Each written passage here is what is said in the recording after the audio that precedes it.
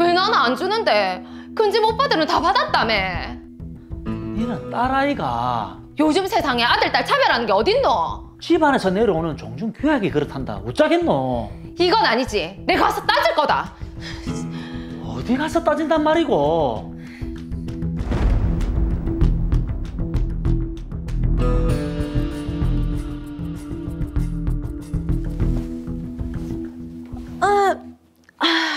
아빠, 주말인데 어디 가노? 오늘 산소 제초 작업 간다고 했잖아. 오랜만에 가족끼리 외식도 하고 쇼핑도 하고 올랬더만. 큰아빠 내도 오시나? 큰아버지 모시지. 아들들은 서울에 있고 바빠서 올 수 있겠나? 아니 주말인데 좀 미리 시간 빼서 좀 같이 하면 안 되나? 젊은 사람들은 코빼기도 안 보이고 나이 많은 아빠만 고생이다. 아니 큰아빠는 또 옆에서 뒷짐지고 잔소리하고 있겠지. 에이, 그런 소리 하면 못 쓴다. 다 아빠 걱정돼서 하는 소리다. 됐고, 잠만 자지 말고 엄마 도와서 대청소 좀 하고 해라. 알겠다. 갔다 올게. 다녀오세요. 야.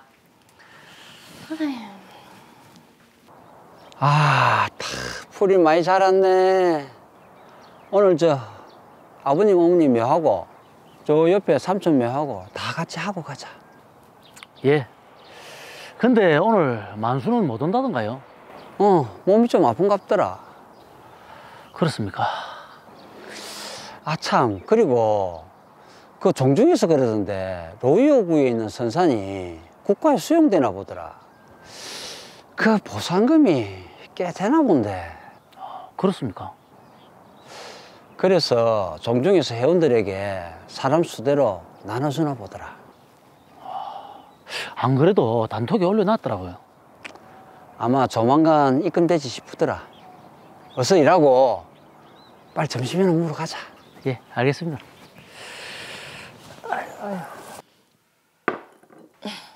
아빠 사과 드세요. 민주야, 이번 주 금요일에 일 일찍 마칠 수 있지? 금요일? 왜? 할아버지 할머니 제사이가. 엄마랑 좀 일찍 가서 제사 음식하는 것 좀 거들고 해라. 큰 집에 며느리들 있잖아. 일이 너무 바빠서 서울에서 못 내려온단다.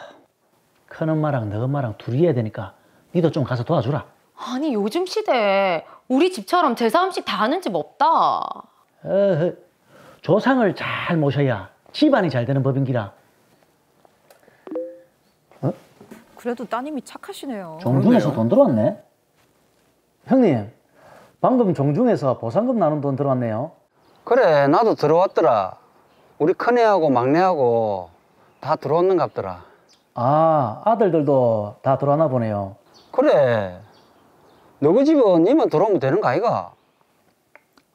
그렇죠 뭐. 알겠습니다. 그럼 금요일 제사 때 뵙겠습니다. 그래, 아빠 보상금이 뭔데?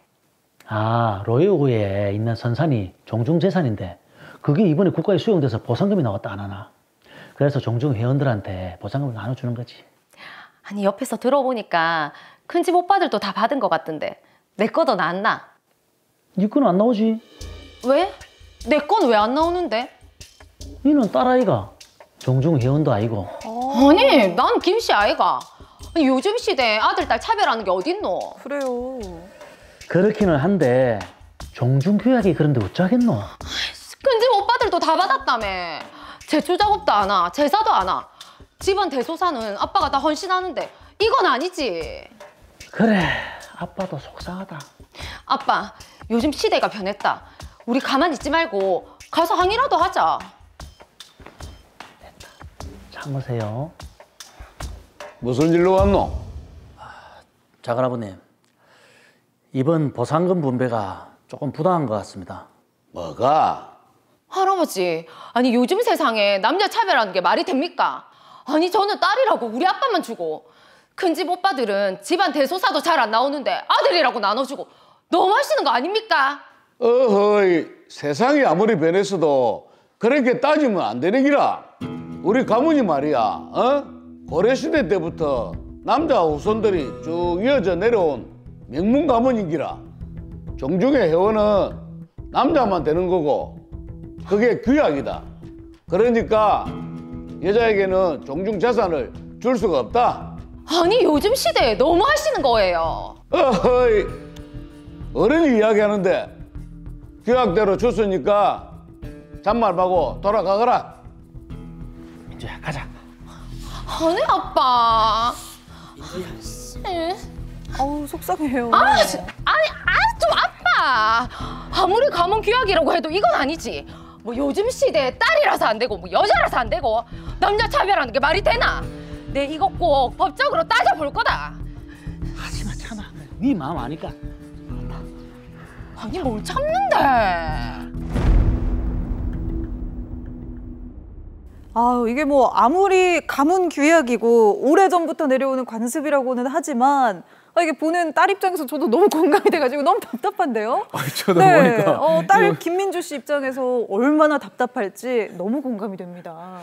뭐 요즘 시대가 어떤 시대인데 딸이라서 뭐 여자라서 안 돼. 네네. 굉장히 좀 너무하다는 생각이 드는데 과연 이 김민주 씨 말대로 법대로 한번 따져봐야 될 그런 사안인 것 같습니다. 사건 정리해 보겠습니다.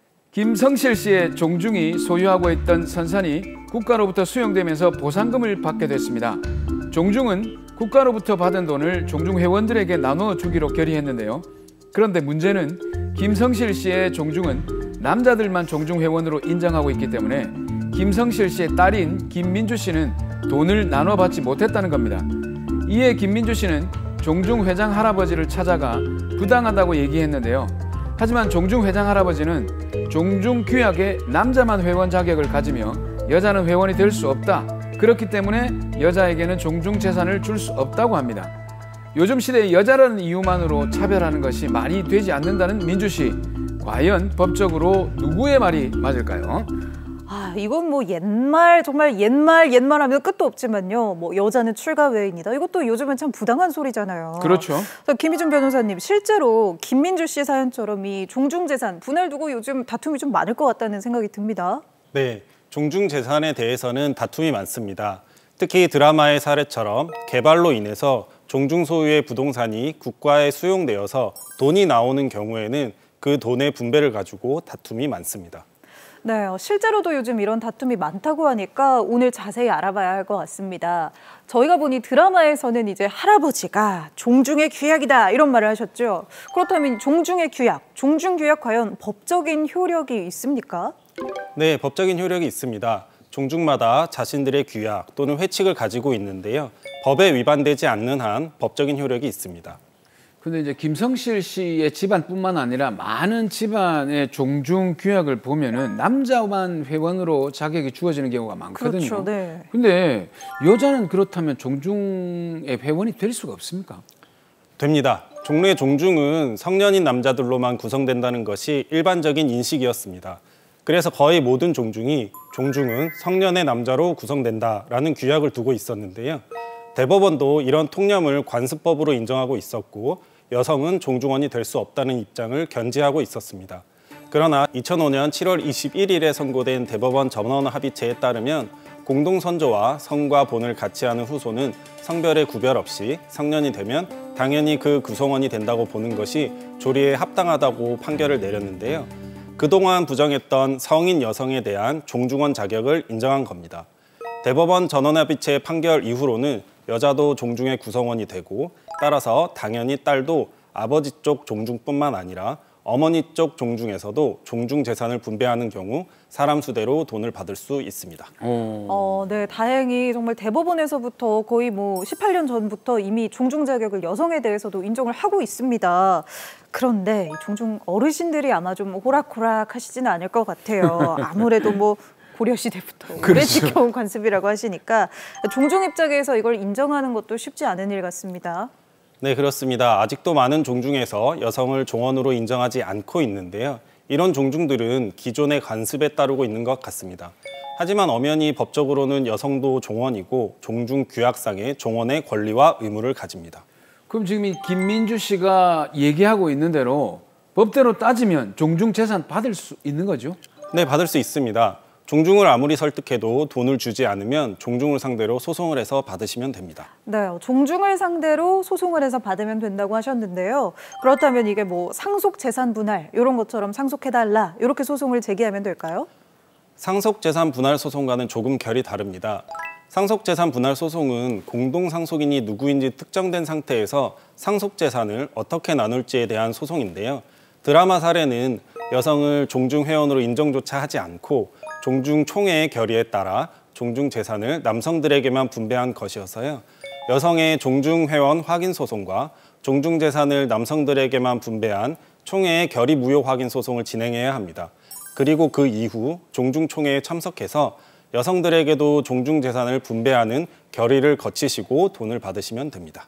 네, 아니 이게 좀 집안 어른들이 깨어있다면 집안 식구들끼리 무슨 소송이냐. 그래, 시대가 바뀌었으니까 너희들도 당연히 같은 가문이다. 이렇게 해서 미리 좀 나눠주면 좋을 것 같다는 생각이 들어요. 그 생각도 드는데 이제 소송을 하게 되면 이제 집안과는 척이 지게 된다. 뭐 네. 이런 각오는 좀 해야 될 것 같습니다. 쉽지 않습니다. 네. 근데 종중도 제가 듣기로는 여러 가지가 있더라고요. 한 시조를 모시고 있는 후손들의 종중도 있는 반면에 몇몇 친척들이 모여가지고 임의로 만든 종중들도 있던데 이런 임의로 만든 종중들은 여성이 회원이 될 수 있는 겁니까? 아닙니다. 해당 종중에는 여성이 당연히 종원이 되지는 않습니다. 몇 명이 만든 종중은 어느 한 분을 시조로 해서 그 후손을 전부 종원으로 하는 본래 의미의 관습상의 종중이 아니고요. 종중과 유사한 임의단체로 보시면 됩니다. 아, 그러니까 종중과 유사한 임의단체니까 엄밀히 말하면 종중이 아니라서 그런 건가요? 네, 이런 종중 유사의 임의단체는 사실 사람들의 모임인 비법인 사단에 해당하게 되어서요. 규약에서 종원의 범위를 정할 수 있고 여성을 종원으로 인정하지 않는다고 하더라도 그 회칙이 유효합니다. 따라서 해당 단체에서 여성에게 종중 재산을 주지 않는다고 하더라도 그 재산 교부를 청구할 수는 없습니다. 네, 아니 다행인 게 우리 드라마에서 만나본 그 종중은요 고려 시대부터 쭉 내려온 명문 가문이라고 그 할아버지가 얘기를 하셨거든요. 그렇죠. 그럼 당연히 이 유사한 임의단체가 아닐 거고, 그렇죠? 네, 드라마 사례의 김성실 씨 종중은 고려시대 때부터 이어져 내려온 종중인데요. 우리가 아는 본래 의미의 종중에 해당하고 그렇기 때문에 대법원 전원합의체 판결에 따라 여성도 종원이 되고 종중 재산을 교부받을 수 있습니다. 네, 듣다 보니까 또 이것도 궁금합니다. 이제 오래전부터 종중 재산을 그러면 이런 식으로 아들에게만 나눠줬을 거란 말이죠. 시간이 지났지만 이제 여성도 종중 회원이 될 수 있다는 사실을 알게 됐고 또 저 가문에 뭐 고모들도 다 계실 거 아닙니까? 그렇죠? 그렇죠. 당연하죠. 예전에도 비슷한 뭐 사례로 선산이 보상을 받았다든지 이러면 이제 고모들도 좀 속상하실 것 같은데 지금이라도 다시 받을 수는 없을까요? 그건 조금 다른 문제입니다.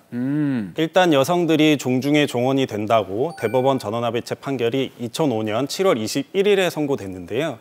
만약 위 대법원 전원합의체 판결 이전의 사건에도 같은 법리를 적용하면 기존의 대법원 판결에 따라 이루어진 모든 법적 권리와 의무가 흔들리게 됩니다. 그래서 변경된 대법원 판결 선고 이후부터만 여성이 종중의 종원으로 인정되는 것으로 보면 됩니다. 그러니까 이제 2005년 7월 21일 이후에 일어난 부당한 분배에 대해서만 이의 제기를 할 수 있다. 소급표는 없다. 이 말이네요. 예, 그렇습니다. 2005년 7월 21일 대법원 전원합의체 판결 이후에 일어난 종중재산 분배에 대해서만 여성들이 이의를 제기할 수 있습니다. 네, 이 날짜가 중요하겠네요. 이 판결이 나온 날짜가 2005년 7월 21일 이후입니다. 저희 집도 딸만 둘이거든요. 지금 한번 살펴봐야 될 것 같은데, 네, 내가 딸이라서 부당하게 종중재산을 못 받았다 하시는 분들은 한번 권리를 좀 행사해 보셔야 될 것 같습니다. 근데 이게 집안 대대로 내려오는 족보가 있지 않습니까? 이 족보에는 남자만 기재되는 경우가 좀 많은 편이거든요. 그러면 이 족보에 없으면 효력이 없다. 이렇게 되는 거 아닌가요? 앞서 말씀드린 대법원 전원합의체 판결은 족보의 기재 여부와 무관합니다. 족보에 종원으로 기재되어 있지 않다고 하더라도 종중시조의 후손이면 자연적으로 종원으로 인정되는 거고요. 족보에 종원으로 기재되어 있다고 하더라도 종중시조의 후손이 아니면 종원이 될 수 없습니다. 한마디로 남자와 여자를 구별하지 않고 피가 이어져 있으면 종원이 되는 겁니다. 네, 제가 이 종중재산 분배에 대해서 또 억울하다는 또 다른 사연을 봤는데요. 여기서는 그 드라마랑 똑같이 이제 국가로부터 보상금이 나온 거는 같아요. 근데 여기서는 아들 그리고 며느리, 딸까지 나눠줬는데 그럼 이제 남은 게 누구예요? 이 사위들이 또 억울하다고 했다고 합니다. 며느리도 줬으면 또 사위도 당연히 재산을 받아야 될 것 같아요. 네, 저도 해당 사연을 봤습니다. 해당 사연은 여성 종원의 참여가 저조하다는 이유로 며느리에게는 돈을 주고 사위들에게는 주지 않아서 여성 종원이 소송을 제기한 사건인데요. 1, 2, 3심까지 여성 종원들이 전부 이겨서요. 사위들도 받았을 것으로 보입니다. 네. 어쨌든 받았다니까 다행인 다행인데 네. 그러니까 받는 그 배분율 있지 않습니까? 이 배분율은 남자 여자가 좀 이렇게 차이가 있나요? 이 대법원 전원합의체의 판결의 취지는 남자, 여자 이런 성으로 차별을 하지 말라는 취지여서요. 배분 비율도 동일해야 합니다. 아, 적게 받아도 소송해도 네. 되겠군요. 집안 대소사가 있을 때 모두 좀 내 가족이라는 생각으로 참석을 해야 네, 이런 분란이 없을 것 같습니다. 그렇습니다. 네, 아유 이 드라마 좀 감정이입해서 봤는데요. 마지막으로 변호사님 전국의 딸들에게 한마디 해주시죠. 여자도 종중의 종원입니다. 여자라는 이유로 종중 재산을 못 받았다거나 포기하셨다면 법률 전문가와 상의하셔서 본인의 권리를 되찾으시기 바랍니다.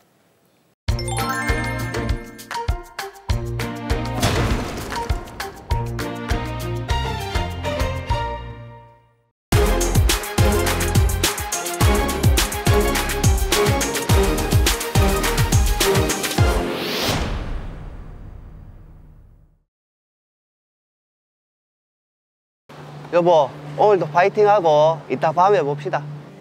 아, 네, 오늘 현장 출찰 가야 돼서 아마 좀 늦을 기다. 애들만 좀 챙겨줘요. 또 야근. 알겠다. 밤에 봅시다.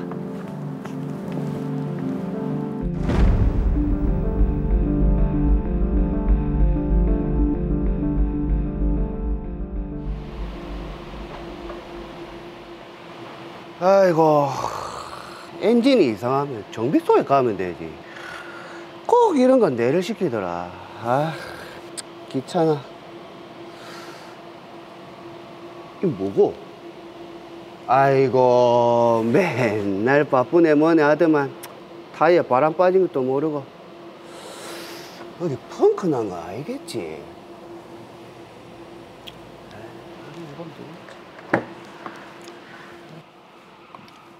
아이고.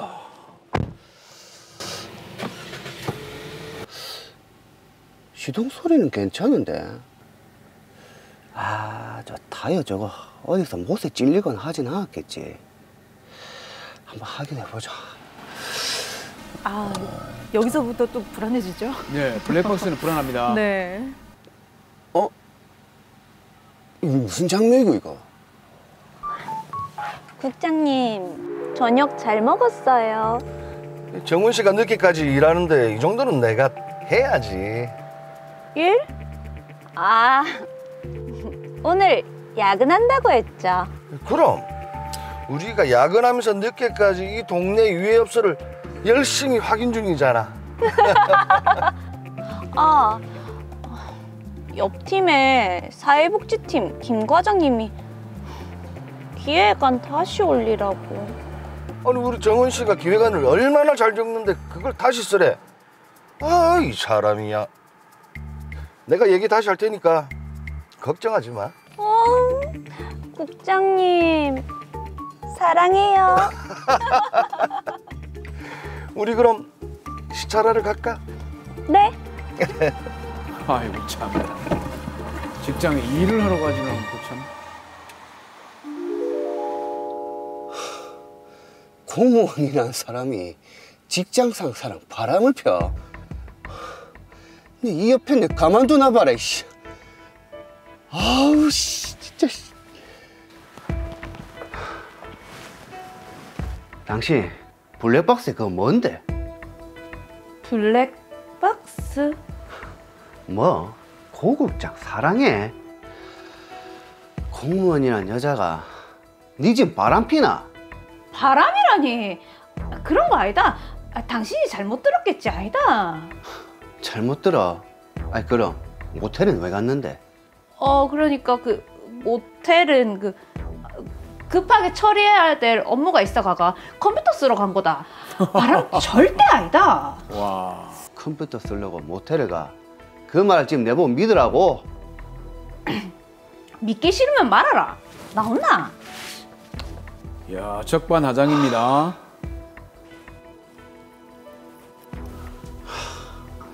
내 이대로 못 넘어간다. 뭐 봐라.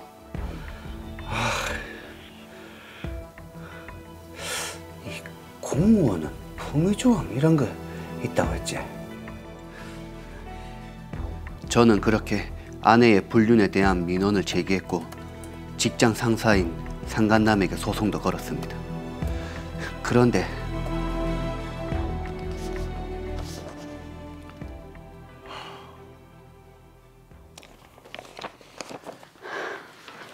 당신 직장에서 자춘당했다며? 바람피다 그런 거라고. 이 동네 소문이 자자한데 사실이가? 아니 그게 뭔가 착오가 있어서. 이건 뭔데? 저 봐라. 상간자 소송? 공무원이라고 그렇게 떵떵거리더만 같은 직장에서 바람을 펴? 여보, 내가 잘못했다. 내일에 싹싹 빌게. 직장에서 같은 일 때문에 맨날 같이 붙어 있다 보니까 나도 모르게. 당신 진짜 너무한다. 그걸 핑계라고 되나? 여보, 내가 당신한테는 죽을 때까지 사죄하면서 살게. 한 번만 용서해 주라. 그러고 내 한 번만 살리도. 그건 또 무슨 말이고? 이대로면 내만 당한다. 그 여자 남편이 내가 직장 상사라서 그 여자를 위력으로 꼬신 거다. 이래 주장하면서 상간자 소송을 낸 거라고. 뭐? 그러니까 한 번만 도와주라 여보. 그럼 위자료는? 5천만 원이나 달라더라고. 내만 바람 핀 게 아니라 처음에 시작은 그 여자가 먼저 꼬셨다. 진짜가? 내가 알아보니까 당신이 그 여자를 상대로 상간자 소송을 할 수 있다더라고. 소송하면 어떻게 되는데? 합의해서 고소 취하를 할 수 있지 않겠나. 이게 위자료 판결이 나면은 직장에서 품위 유지 위반 조항으로 내만 잘릴 수 있다고. 도와주라 여보. 진짜.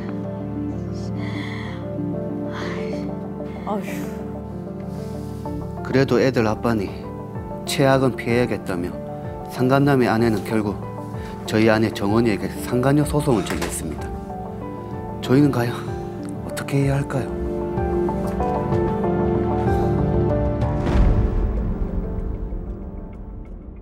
네, 바람을 핀 것도 모자라서 이게 서로 또 이제 상간자 소송으로 엮여버렸습니다. 그렇죠. 이쯤 되면 막가자는 거지요. 네. 아이고야. 바람핀 사람들의 말로가 바로 이런 겁니다. 빠른 사건 해결을 위해서 사건 정리하겠습니다. 김정수 씨와 최정원 씨는 10년차 부부입니다. 아내 정원 씨는 공무원인데 같은 직장 상사인 고희준 씨와 외도를 저질렀습니다. 김정수 씨는 아내의 차량 블랙박스를 통해 우연히 외도 사실을 알고 아내를 추궁했고 아내의 직장에 민원도 제기했습니다. 더불어 고희준 씨에게 상간자 소송을 제기했는데요. 이로 인해 고희준 씨는 직장에서 좌천됐고 아내에게까지 들키게 됩니다. 그러자 고희준 씨는 소송까지 당하면서 자신만 당하게 생겼다며 도와달라고 했고 결국 아내 이희영 씨는 최정원 씨에게 상간자 소송을 제기하게 됩니다. 네, 정말 이 드라마에서나 볼 수 있을 것 같은 정말 이 쌍방 상간자 소송입니다. 그렇습니다. 네, 근데 변호사님 어쨌든 지금 가정이 있는 사람들끼리 둘 다 이렇게 바람을 피웠단 말이죠. 그리고 둘 다 이제 잘못을 했으니까 그럼 서로 좀 좋게라고 하면 이상하겠지만 어쨌든 서로 소송을 제기했으니 서로 없는 일로 하자 이렇게 할 수는 없을까요? 예, 뭐 사고 치신 분들은 그러고 싶겠지만 지금은 서로한테 소송을 제기한 상태인데요. 이 소송은 당사자가 엄연히 다르기 때문에 좋게 서로 퉁치자 이렇게 할 수는 없습니다. 그러니까 이 당사자가 다르다는 게 그러면은 어떤 말이죠? 예, 그 소송에서 원고랑 피고가 각자 다르다는 의미인데요. 의뢰인인 정수 씨는 고희준을 공격하고요. 고희준 씨의 아내 이희영은 김정수의 아내 최정원 씨를 공격하는 겁니다. 그래서 원고와 피고도 다르고 소송물도 다르기 때문에 법적인 상계 처리는 불가능한 상황입니다. 그런데 지금 이게 상간자 소송을 하려면 외도의 증거가 있어야 되지 않습니까? 근데 이 고희준 씨 아내 이희영 씨는 남편의 말만 믿고 주변에 소문만 듣고 했단 말이죠. 직접적인 증거가 없는데 어떻게 상간자 소송을 하게 되죠? 그야 김정수 씨가 고희준 씨에게 한 소송을 문소송부 촉탁해서 기록을 받거나 남편으로부터 받아서 소장 그대로 베껴서 제출하면 그뿐입니다. 아니 그렇게 해도 되는 겁니까? 예, 가능합니다. 아니 그러면 이런 쌍방 상간자 소송의 경우에는 위자료도 같은가요? 뭐 어떻게 되나요? 예, 지금 최정원 씨하고 고희준 씨는 외도를 저지른 공범들이기 때문에요. 똑같은 짓을 한 공범인데 위법성의 과경을 서로 따지는 게 무의미합니다. 그렇죠. 이런 경우에는 위자료도 똑같이 나올 가능성이 높습니다. 아주 특별한 몇몇 경우가 있다면 모를까 대개는 위자료 액수가 동일할 겁니다. 네, 사실 이렇게 되면은 뭐 승자도 패자도 없는 다툼이 되는 건데요. 굳이 이렇게 소송을 해야 할 이유가 있을까요? 뭘 잘했다고 이런 생각이 좀 듭니다. 예, 그 상간자 소송은 결국은 따지고 보면 위자료를 받자고 하는 소송이 아니라 불륜의 종결을 원하는 사람들이 불륜 행위에 중독된 사람들을 어찌 보면 치료하는 행동이라고 생각하시면 되겠습니다. 네. 외부로 이를 드러내고 판사님한테 일러 바치고 음지에서 행하던 이 중독적 타락을 양지로 끌어내서 세균을 말로 죽이고 싶은 게 실제로도 이런 소송에 걸리면 외부로 외도 사실이 다 알려지게 되기 때문에 8할 이상은 사회적 매장 상태가 된다고 보시면 됩니다. 진짜 매장 좀 돼야 될 것 같아요. 그러네요. 네, 사실 네. 뭐 생각을 해보면 다시 외도를 못 저지르게 하겠다 이런 마음을 담아서 소송을 한다는 얘기인 것 같은데 근데 위자료를 받는다고 생각해보면 상대방 상간자에게서 이쪽 상간자로 돈이 흘러 들어가는 마치 순환 출처 같은데 이게 소송의 끝은 어떻게 되는 겁니까 이게? 예, 쌍방 상간자 소송의 경우에는 보통 당사자들끼리 조정을 하는데요. 서로 청구를 포기하는 대신에 상간자들이 서로 관계를 정리하고 만나지 않겠다는 조건을 조정서에 달게 되고요. 만약 이를 위반하고 만나거나 연락을 하면 위약금을 물겠다는 조정도 합니다. 그런데 가끔 이런 조정을 하기 싫어하는 경우도 있긴 합니다. 그건 또 왜 그런지도 궁금합니다. 이게 뭐 각자 집마다 돈 관리를 따로 하는 집이 있고 같이 하는 집이 있고 뭐 그래서 그런 건지 아니면 뭐 좀 조정하면 불리해져서 그런 건지 궁금하네요. 예, 뭐 그런 느낌도 있겠지만 보통은 칼을 뽑았으니까 무라도 썰겠다는 느낌으로 상대방 상간자에게 위자료를 청구해서 각자 돈을 받아내야지 뭐 직성이 풀리기 때문이 아닐지 뭐 생각해 봅니다. 네, 아무래도 좀 심리적인 이유가 많이 클 것 같다는 생각이 듭니다. 네, 자 그럼 이번 소송의 경우에는 이제 상간녀의 남편이 김정수 씨가 먼저 소송을 제기를 했죠. 이걸 먼저 조정하고 난 후에 그럼 상대방에서 제기한 소송이 이어서 진행이 되는 건가요? 보통은 이제 시간차가 크게 나지 않는 경우에는 보통 소송이 병행돼서 이루어집니다. 만약에 병행이 안 된다면 각 사건들을 선고기일이 달라질 수 있는데요. 만약 형편이 어려워서 받은 돈을 저쪽으로 회전시켜야 하는 애로가 있다면 선고기일을 추후에 지정해달라고 부탁해서 선고기일을 맞추면 됩니다. 그러면 한쪽이 집행을 먼저 당하는 애로사항을 막을 수 있겠습니다. 자, 우리 강 변호사님, 제가 근본적인 궁금증이 하나 생겼는데 지금 이게 김정수 씨는 이혼 소송을 하지 않고 상간자 소송을 진행하고 있단 말이죠. 그럼 이렇게 되면 소송이 마무리가 되면 이 부부 관계는 어떻게 될까요? 예, 맞습니다. 두 분은 어떠실 것 같습니까? 이거는 근데 사실 이게 회복이 가능할까 싶어요. 그럼요. 네. 사실 뭐 어떻게 보면 참고 살아야 되지 않을까 싶기도 하기는 한데 애를 봐서 근데 저도 잘 모르겠습니다. 근데 이제 우리 변호사님은 이런 사건들을 여러 가지를 보다 보면 어떻게 끝나는지 많이 봐오셨지 않습니까? 보통 어떻습니까? 예, 사실 사람이 서로를 용서하고 용서받는 일은 세상에서 제일 어려운 일인 것 같습니다. 용서를 비는 것도 어려운 일인데요. 잘못은 잘못이지만 반복해서 용서를 계속 빌다 보면 보통 속에서 막 뜨거운 게 올라온다고 표현들을 하시더라고요. 그렇죠. 하지만 용서를 해야 하는 이쪽도 더럽게 마찬가지인데요. 이런 감정에도 이자가 붙고 붙어서 서로를 막 죽이니 살리니 하고 싶어지는 위기의 상황까지 가게 되는 경우가 꽤 많습니다. 이런 때는 결국 부부 상담을 받아서 최소한 20회 정도는 사과하고 용서받는 과정을 거치시는 게 좋겠습니다. 사실 심판의 도움이 없다면 승부의 세계에서도 깨끗하게 승복이 어렵기 때문에 뭐 그것과 마찬가지 원리인 것 같습니다. 네, 아유 참 저도 뭐 이런 것들 사실 유명인들 이혼하고 나면 이런 기사들 많이 뜨잖아요. 이런 데 그렇죠. 살펴보면 또 상간자 소송 이후에 이제 이혼 소송을 제기하는 경우도 많은 것 같더라고요. 예, 맞습니다. 근데 후에 바람을 더 피우면은 뭐 전 재산을 반납하겠다거나 아니면은 위자료를 1억 이상 준다거나 하는 협의서를 쓰는 경우가 있는데요. 또 그런 효력들을 믿고 싶어 하시겠는데 그런 선택을 하는 경우가 있더라도 이는 실무상은 법리상은 불가능한 겁니다. 왜냐하면 부부간 약정을 하면서요. 부부 계약이 종료된 이후에 그러니까 이혼한 이후까지 약정을 미리 정하는 거는 무효입니다. 다만 협박성 차원이라고 할까요? 또다시 바람을 피면 안 된다는 경고의 의미를 담아서 미리 협의서를 정하는 건 약간의 도움이 될 수는 있겠습니다. 야, 협의서. 그 굉장히 좋은 생각인 것 같은데 협의서 쓸 때 요런 문구나 사항은 꼭 들어가야 된다. 요런 어떤 게 있을까요? 예, 그 의뢰인분들의 여러 가지 그 요구들을 제가 종합을 해서 보니까 이 3가지 정도로 추려졌는데요. 네. 첫째는 일단 먼저 사과와 반성의 의미를 꼭 담는 조항을 넣어야 될 것 같고요. 두 번째는 핸드폰 명의를 자신 쪽으로 넘겨서 언제든 상대방의 핸드폰 사용 내역과 카카오톡 사용 내역을 확인할 수 있도록 한다는 조항을 또 넣고요. 명의 이전. 네, 맞습니다. 세 번째는 이 합의해서 위치 추적 앱을 깔아서 위치 확인에 동의한다는 약정 정도는 꼭 넣는 게 좋겠는데요. 이런 방법을 쓰면 최소한의 부는 좀 풀리고요. 차후 범행 방지에도 약간 도움을 줄 수 있을 것 같습니다. 이게 참 근데 위치 추적 앱 깔고 명의 바꿔도 참 마음이 안 풀리면 이게 그쵸 좀 답답할 것 같기는 합니다. 네. 계속 앱을 쳐다보게 되죠. 네, 오늘 이 더 로이어에 제가 가가지고 참 몰라도 되는 팁들을 많이 배워가네요. 네. 자 마지막으로요. 참 이 배우자의 외도를 좀 의심하게 되는 게요. 참 살면서 경험하고 싶지 않은 감정일 것 같긴 한데 혹시나 이제 배우자의 외도를 알게 되고 상간자 소송을 고민하고 있는 속 끓이는 분들이 계시다면 그분들을 위해서 한마디 부탁드리겠습니다. 예, 그 피해자분들께 위로를 좀 드리자면 일단 상간자 소송을 거친 후에는 그래도 8알 이상이 3사람이 됩니다. 상담 치료를 통해서 다시금 가정을 재건하실 수 있으니까 너무 낙담하지 마시고 차근히 상황을 정리해 나가시면 되겠습니다.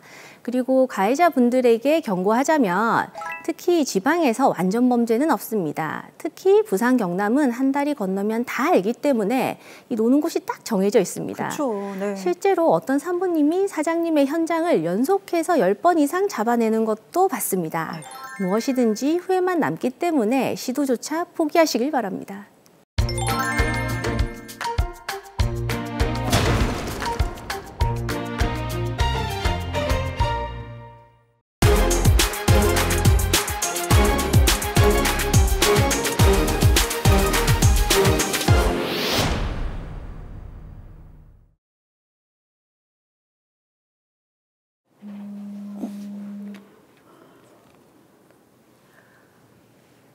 예, 조용히 저희 딸 맞는데요. 예? 우리 딸이 필리핀에서 죽었다고요? 어머나.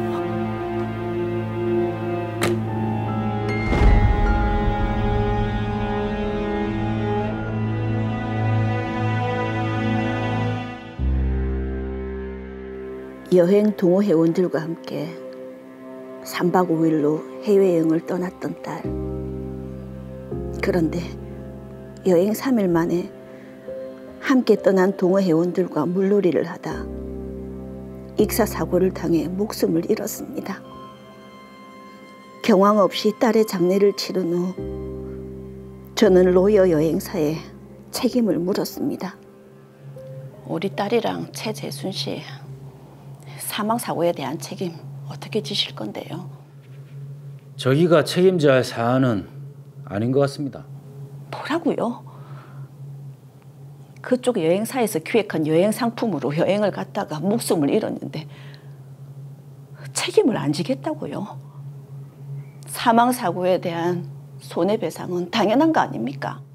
저희가 계획한 여행 일정에는 물놀이가 없었습니다. 따님께서 자유시간에 스스로 물놀이 하다가 사고가 난 것이기 때문에 저희가 책임져야 할 의무는 전혀 없습니다.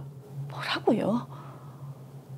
여행을 갔으면 자유시간도 다 일정에 포함되는 거니까 책임을 져야 하는 게 맞죠.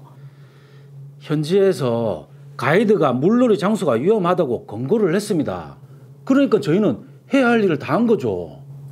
그 말을 어떻게 믿습니까? 못 믿으시겠으면 가이드랑 직접 얘기를 해보시죠. 수진 씨, 들어오세요. 당시 같이 갔던 가이드인가 봐요. 그러네요. 아, 상황이 참 묘합니다. 조영희 씨와 최재순 씨 그리고 제가 만난 건 2018년 3월 20일 김해국제공항이었어요. 동호 회원분들과 함께 세부로 떠나는 일정이었죠. 두 분 다 오래간만에 가는 여행이라서 행복하다면서 즐거워하셨습니다. 3일차 저녁은 저녁 식사를 마치고 7시 이후부터는 자유시간을 갖는 일정이었어요. 인솔자 한 분은 호텔에서 쉬고 있었고 저도 호텔에서 업무 처리 중이었죠. 동호회 회원분들은 그냥 시간 보내기가 아쉽다면서 물놀이를 하기로 했는데 일부는 호텔 내에 있는 수영장에서 하셨고 조영희 씨와 최재순 씨 그리고 또 몇 분은 호텔 인근 해변에서 물놀이를 하고 있었죠. 저는 업무 처리를 하고 나온 뒤에 이 사실을 알았습니다. 해변으로 가서 파도가 위험하니 빨리 나오라고 소리를 쳤고 다른 분들은 다 제 지시에 따라서 물 밖으로 나오셨어요. 저는 당연히 조영희 씨와 최재순 씨도 물 밖으로 나온 줄 알고 다시 호텔로 돌아갔는데 두 분만 계속 물놀이를 하시다가 저녁 8시경에 파도에 휩쓸려서 그만 사고를 당하셨습니다. 전부 다 물 밖으로 나오는 것까지 지켜봐야 하는 게 가이드로서 당연한 거 아닙니까? 자유시간까지 저희가 책임져야 할 의무가 없습니다. 여행 계약 약관에도 다 나와 있는 사항이고요. 자유시간도 여행 일정에 포함된 거잖아요. 그러니까 당연히 책임을 지는 게 맞죠.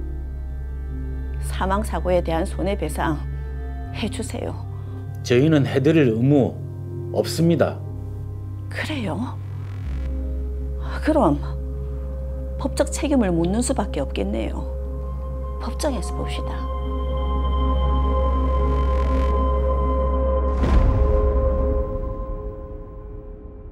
아, 이게 무슨 날벼락입니까? 여행을 떠났다가 불의의 사고를 당한 딸을 대신해서 이제는 엄마 박미연 씨가 여행사의 법적 책임을 물을 수밖에 없을 것 같습니다.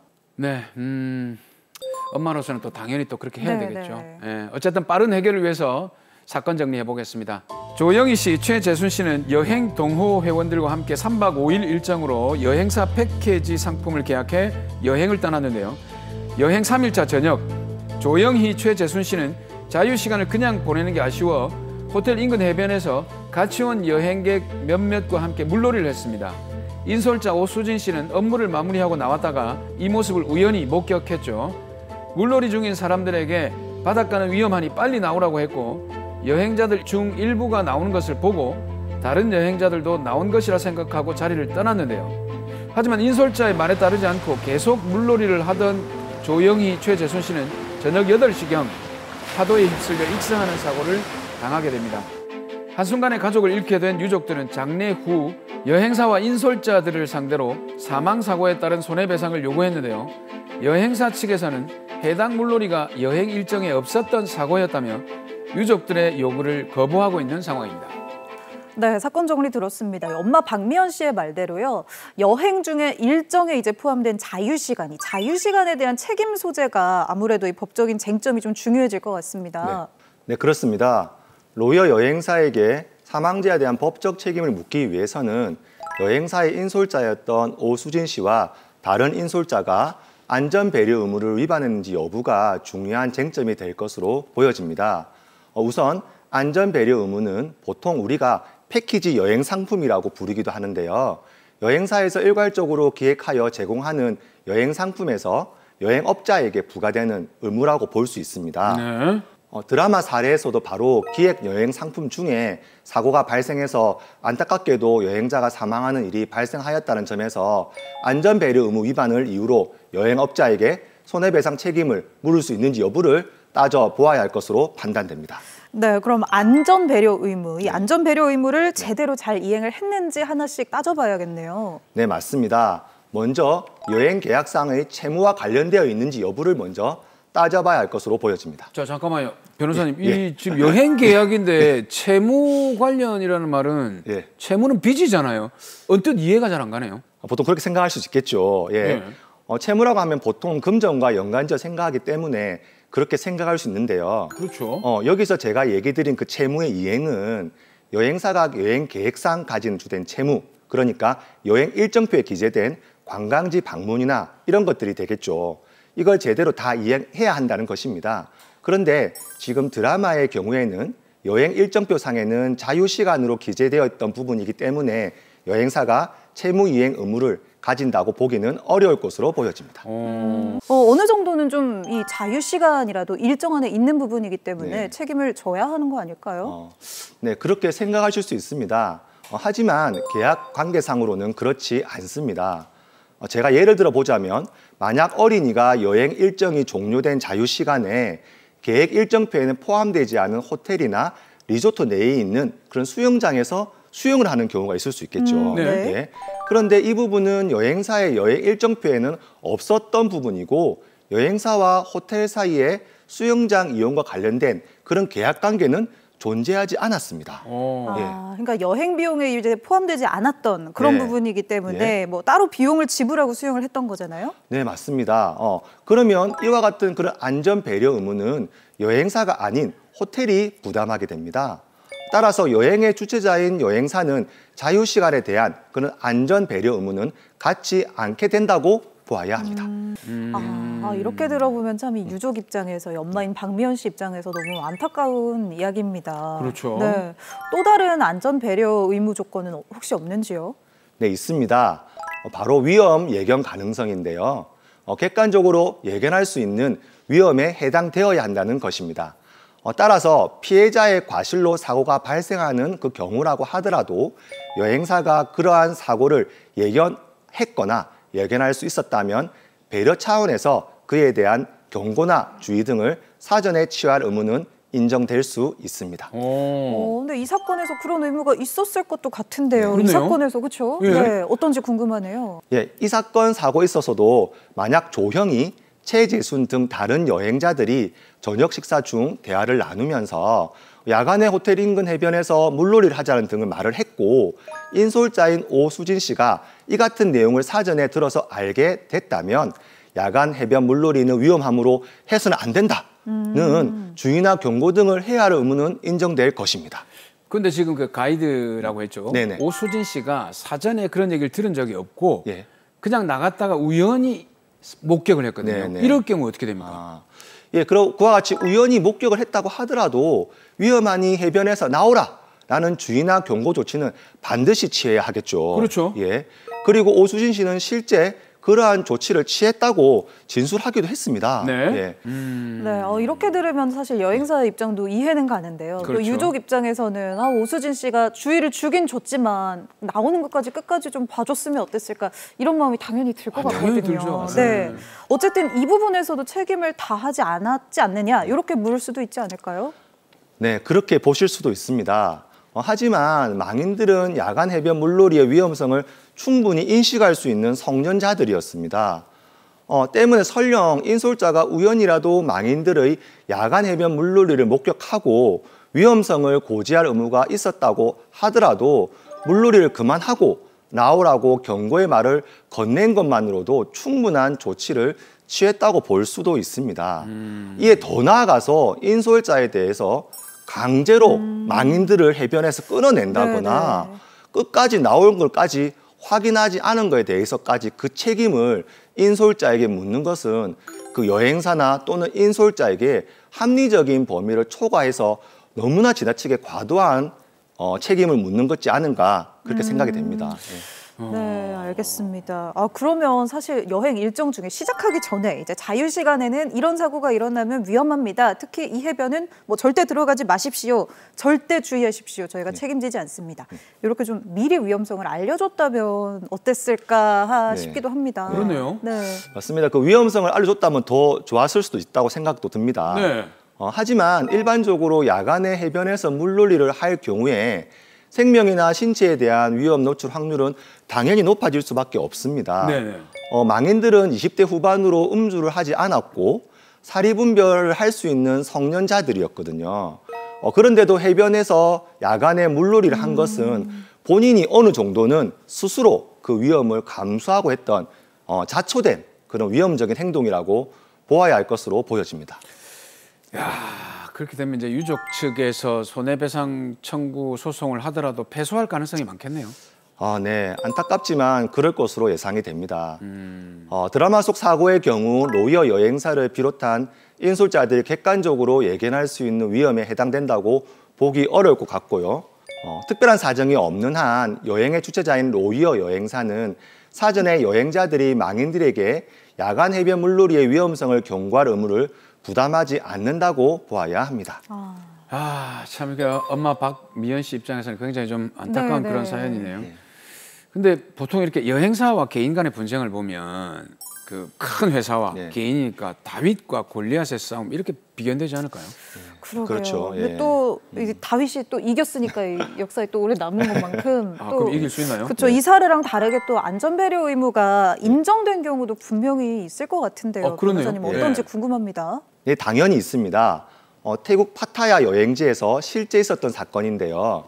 해변에서 휴식을 취하던 중에 여행자 한 명은 바나나 보트를, 다른 여행자 한 명은 제트스키를 타던데 제트스키는 여행자가 직접 운전을 했다고 합니다. 네, 그런데 당시 인솔자가 제트스키에 대한 조작법이나 안전수칙, 사고 위험성 등에 대한 교육을 충분히 하지 않았고 이로 인해 제트스키를 탄 여행자가 운전 미숙 등으로 인해 바나나 보트와 충격하게 됐고 그 결과 바나나 보트에 탑승해 있던 여행자 한 명이 크게 다치는 사고가 발생했습니다. 이야, 그럼 그런 경우는 당연히 인솔자나 여행사가 책임을 져야 되겠는데요?